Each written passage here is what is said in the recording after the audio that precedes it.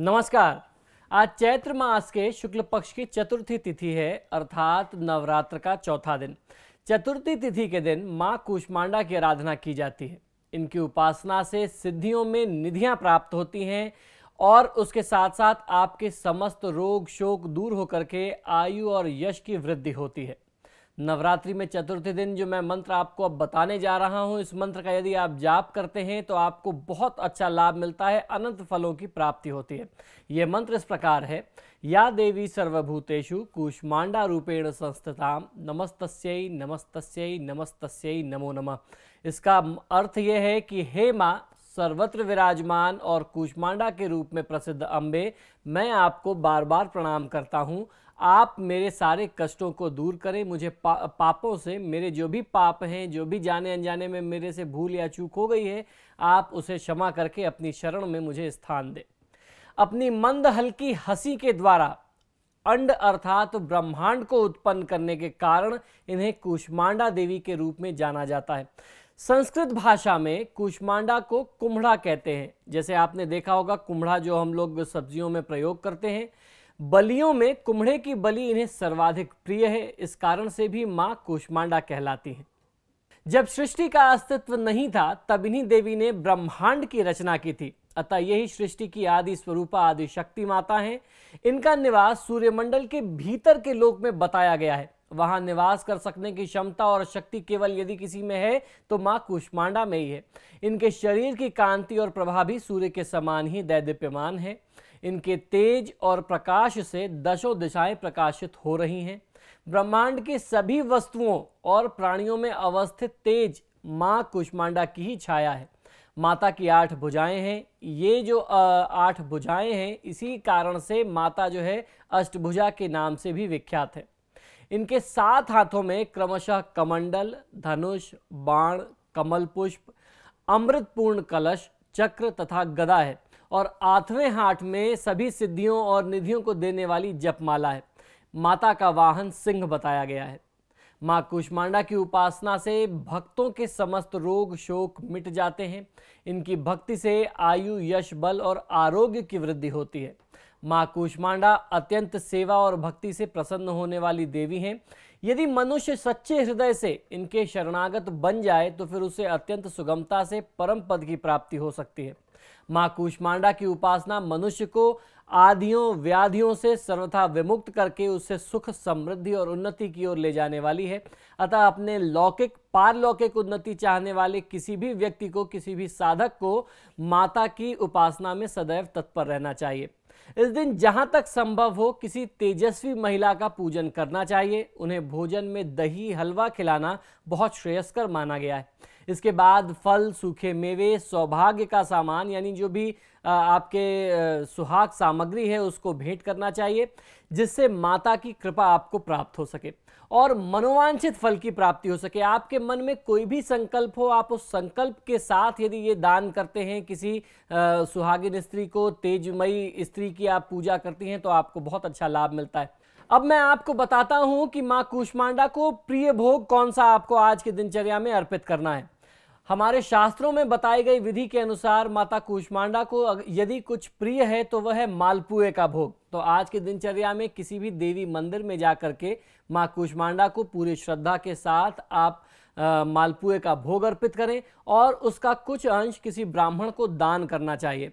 ऐसा करने से आपको विद्या, बुद्धि और तेज की प्राप्ति होती है। मां कूष्मांडा आपका कल्याण करती हैं।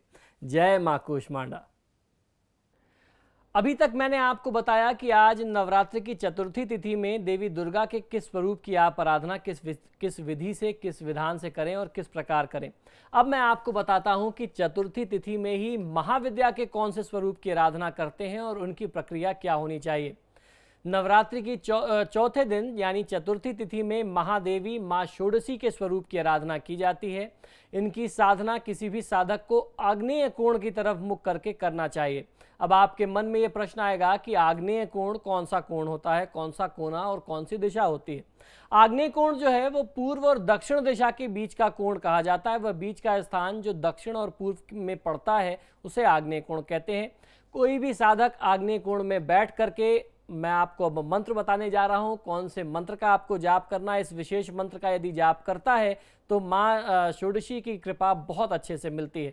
ये मंत्र इस प्रकार है, क्रीं ह्रीं षोडशी ह्रीं क्रीं स्वाहा। इस मंत्र का कम से कम 1100 बार आपको जाप करना चाहिए। और अगर आप कोई विशेष सिद्धि चाहते हैं, मन में कोई विशेष भाव है, तो माँ षोडशी के लिए जो साधना का जो एक संख्या है, निश्चित संख्या है मंत्र जाप की, आपको उसके अनुसार मंत्र जाप करना चाहिए। कोई ऐसा व्यक्ति जिसके पास समय का अभाव है, वो गृहस्थ जीवन में रहता है, आप नौकरी पे जाते हैं, आपके पास बिजनेस है, आप समय नहीं दे पाते, तो कम से कम 108 बार सुबह और 108 बार शाम को आपको इनके मंत्रों का जाप करना चाहिए। जो आज की तिथि में माँ षोडशी की आराधना करता है उसका यौवन बना रहता है तथा उस व्यक्ति में आकर्षण की शक्ति और ज़्यादा बढ़ती है। आप किसी के भी सामने जाएंगे, वह व्यक्ति आपकी तरफ आकर्षित हो जाएगा, जिसे सम्मोहन शक्ति कहते हैं, वह शक्ति आपको मिलती है। साथ ही साथ जो पुरुष या महिला इस मंत्र का जाप करते हैं, उन्हें भगवान शिव के पुत्र कार्तिक के समान वीर पुत्र की प्राप्ति होती है। तो ये तो थी बात। आज मैंने आपको बताया कि चतुर्थी तिथि में आप किस महाविद्या की साधना किस प्रक्रिया से करें। आगे नवरात्र के बाकी तिथियों में भी मैं आपको इसी तरीके की संपूर्ण जानकारी देता रहूंगा, दुर्लभ जानकारी देता रहूंगा, जिससे आम नवरात्रियों से अलग आपकी इस बार की नवरात्रि हो। और जब आप कुछ अलग और विशेष साधना करेंगे तो निश्चित ही महादेवी और महाविद्या की कृपा से आपके जीवन का जो कष्ट है, दुख है, संताप है, वो दूर हो जाएगा। तो अब अभी इस समय मुझे आज्ञा दीजिए, फिर मिलेंगे पूरी जानकारी के साथ। जय माँ षोडशी।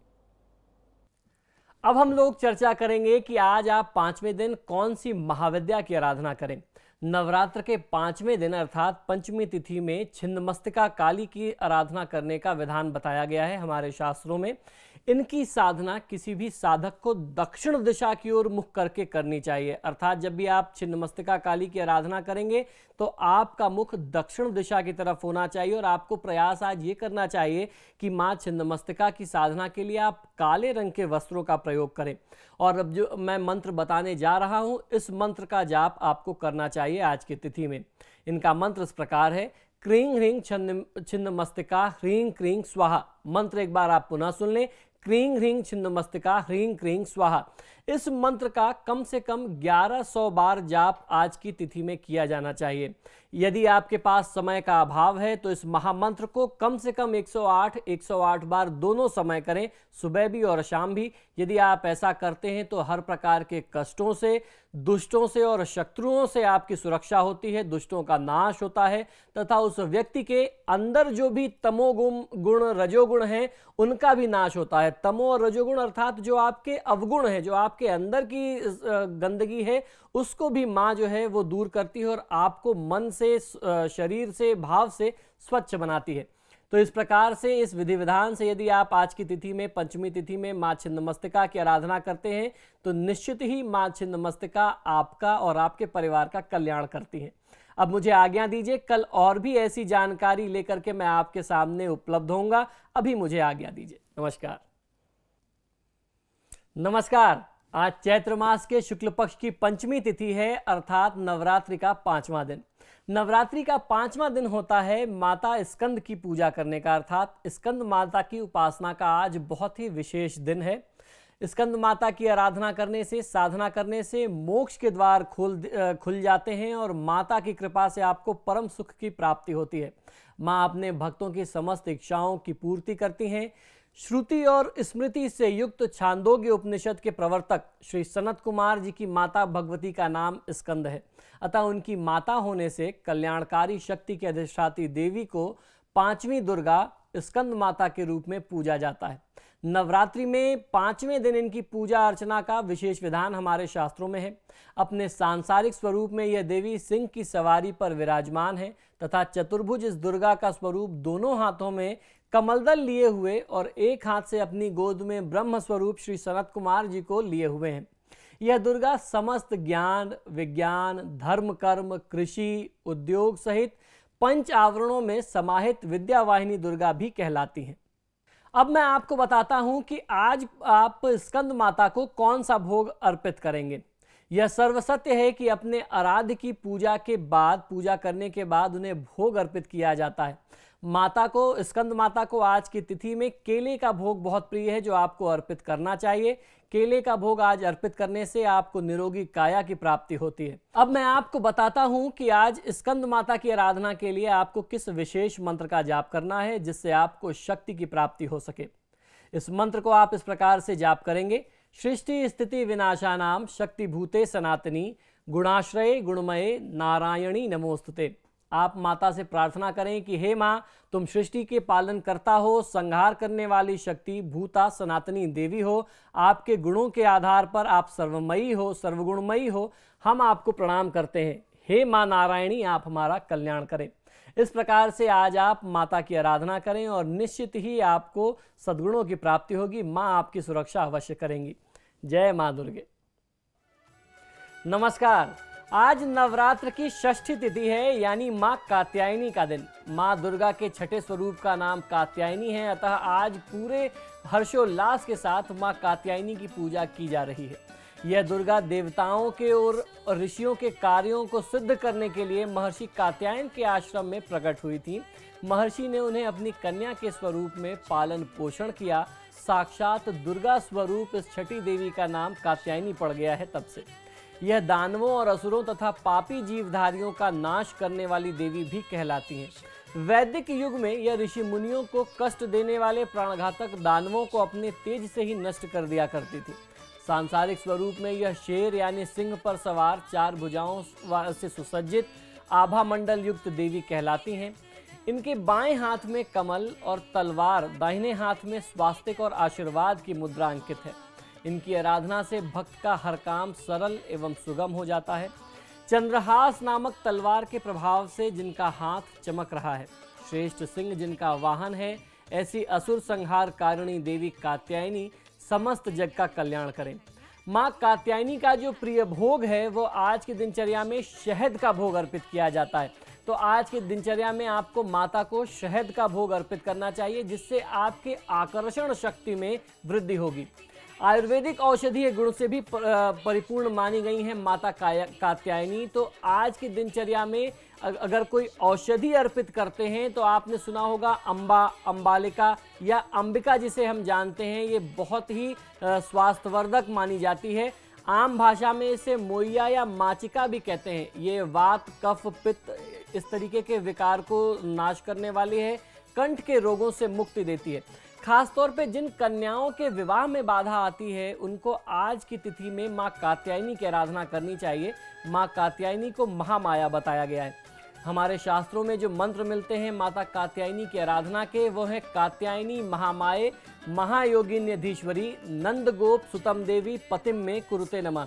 जिन महिलाओं के विवाह में बाधा आती है उनको कात्यायनी देवी की आराधना करना और इस मंत्र का जाप कर लेना बहुत अच्छा लाभ देता है। और उसके साथ साथ यदि आप सुहाग सामग्री का दान करते हैं तो भी आपको बहुत अच्छा लाभ मिलता है। और आरोग्यता और सौभाग्य की प्राप्ति के लिए भी आज की तिथि में कोई भी व्यक्ति, जो मैं मंत्र अब बताने जा रहा हूँ, उस मंत्र का जाप करे तो आपको आरोग्यता भी मिलेगी और सौभाग्य की वृद्धि भी होगी। यह मंत्र इस प्रकार है। देहि सौभाग्यम आरोग्यम देहि में परमम सुखम रूपम देहि जयम देहि यशो देहि द्विषो जहि। अर्थात मुझे माता मुझे आप सौभाग्य दें, आरोग्यता दें, परम सुख दें, रूप दें, जय दें, यश दें और काम क्रोध आदि शत्रुओं का नाश करें। तो इस तरीके से आज आप माँ कात्यायनी की आराधना करें। माँ कात्यायनी आपका कल्याण करेंगी। जय माँ कात्यायनी। नमस्कार। आज नवरात्रि का छठा दिन है और हम चर्चा करेंगे कि आज आपको महाविद्या के कौन से स्वरूप की आराधना करनी चाहिए और उनकी साधना के लिए विधि विधान क्या हो और किस मंत्र का आप प्रयोग करें।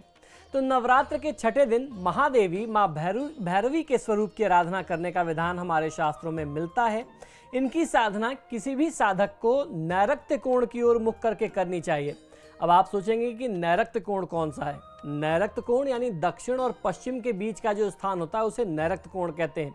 नैऋत्य कोण में इनका जब आप इनकी साधना करें तो आपका मुख यानी किसी भी साधक का मुख नैऋत्य कोण की तरफ होना चाहिए। इनकी साधना के लिए जो मंत्र आप प्रयोग करेंगे वह इस प्रकार है। क्रीं ह्रीं भैरवी ह्रीं क्रीं स्वाहा।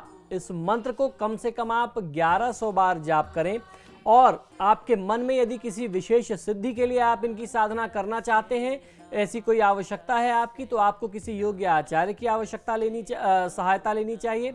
सामान्यतः किसी भी भक्तजन को कम से कम 108 बार सुबह और 108 बार शाम को संध्या काल में इस महामंत्र का जाप करना चाहिए।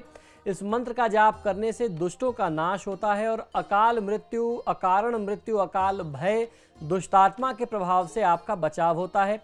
और उसके साथ साथ आपके मन में किसी भी प्रकार का कष्ट हो तो आप माता के चरणों में अपने कष्ट को, अपने भाव को निवेदित करें और इस साधना के उपरांत माता की आप आरती करें तो आपको बहुत अच्छा लाभ मिलता है। इस प्रकार की और भी बहुत सारी जानकारियां पूरे नवरात्र पर्यंत हम आपको देते रहेंगे, लेकिन अभी के लिए आज्ञा दीजिए। नमस्कार।